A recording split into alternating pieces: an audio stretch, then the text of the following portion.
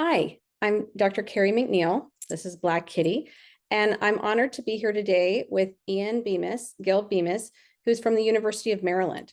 He's an expert on avian influenza outbreaks in cats, and many of you may remember how he provided us with a lot of information when AAHA first started this initiative. He is a virologist, and he published earlier this year the first real systematic look at avian influenza in cats.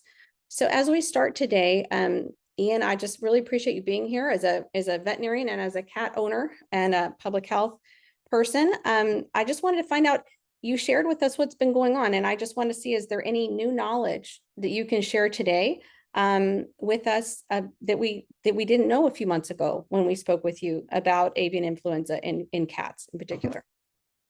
Definitely.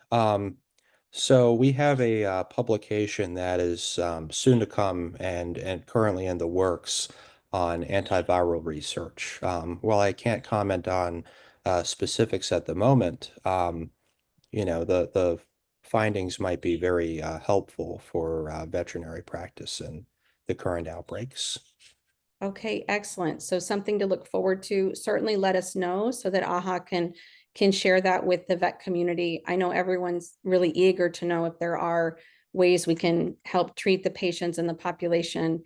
Remind us again, like, what's the case fatality rate without treatment right now? Oh, well, currently for our systematic review, we found a 90% approximate case fatality rate. Additionally, this has been confirmed by our colleagues who practice in outbreak counties. Okay, yeah, that's devastating. So we're really hoping you can give us some good news on antivirals, and it sounds like that might be happening. What about your sero survey? You said you were doing a sero survey before. Can you give us an update on that? Yes. So we have an ongoing sero survey in outbreak regions targeting both domestic and rural cats. And while I have not tested enough samples that I can comment on a specific seroprevalence, um, we have found a seroprevalence that is relatively low so far. So um, combined with our data, that's very preliminary and the data that we found from the sero surveys and our systematic review, it appears that this is still an emerging pathogen, Okay. that this is not endemic in cats. And when you consider the case fatality rate, it appears that it is unlikely to become endemic in cats. So we'll still see kind of these sporadic cases show up through other endemic sources such as birds or wildlife or Uh, chickens, but well, it's not going to be endemic in our cat population as of now. It's still emerging. yes, it's still emerging. That's good. Other mammals might harbor it. Of course, migratory waterfowl are the natural reservoir, and they have a relatively low mortality rate. Okay. Okay. That's really helpful. And so far there we haven't seen any human to human so far transmission. No confirmed human-to-human cases at the moment, which is very fortunate. Okay. Okay. Um, and not in many years, not in the current outbreak. What about testing? I know we talked a lot about testing. We've had the articles out sharing the latest testing. Anything new on testing, or what's your current recommendation for testing?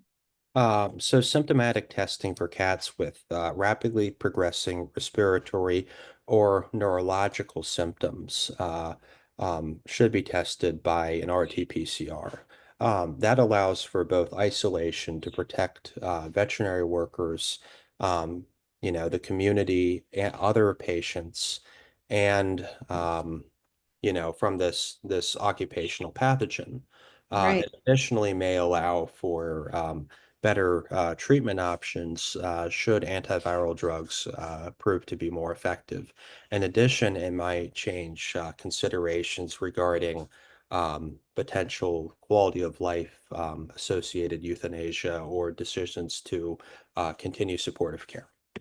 I think that's a really great point. So you see these symptoms and you're trying to think about, do we test, not test? And it's just really important to think about, not only is this making a healthy decision for the patient, because until we have our antivirals, there's this really high case mortality rate and it's fatality rate, and it's also very distressing neurologic respiratory symptoms, quality of life, as you mentioned, but also this occupational health side, which you mentioned in terms of you need to know so that the families know if they're exposed, right? Your community and mostly your staff and yourself, right? So, okay, I gotcha. That makes a lot of sense. What about vaccines? I know, we keep hoping vaccines. What's going on there? Yeah, I too would be very excited if I had more information to share on vaccines. I'd be very excited to develop a vaccine myself, but unfortunately, there simply isn't enough information I can provide at the moment regarding that. Okay, well, we're gonna count on you, Ian. So and hope that you can help us out with that. So any last thoughts for us and all the cat lovers out there here and cat vets and of like what would be your takeaways just for people to keep thinking about as this continues to emerge and move forward? What would you like veterinary practitioners to have be like one or two key takeaways for them?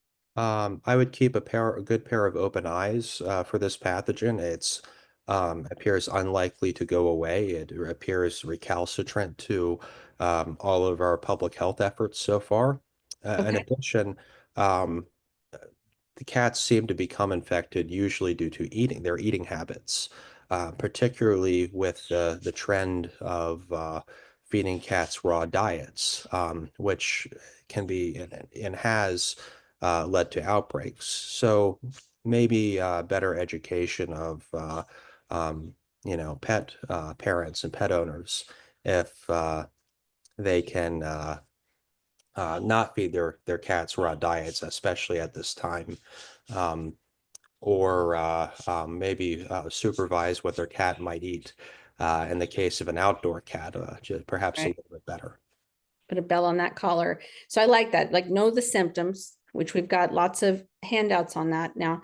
AHA does, and then also, knowing the risk factors. And I love that about client education. Super important. Know what to not have. No raw diets, please, for multiple reasons, right? And making sure you really reduce risk for those outdoor cats. And then anything from kind of a staff perspective that you want us to think about.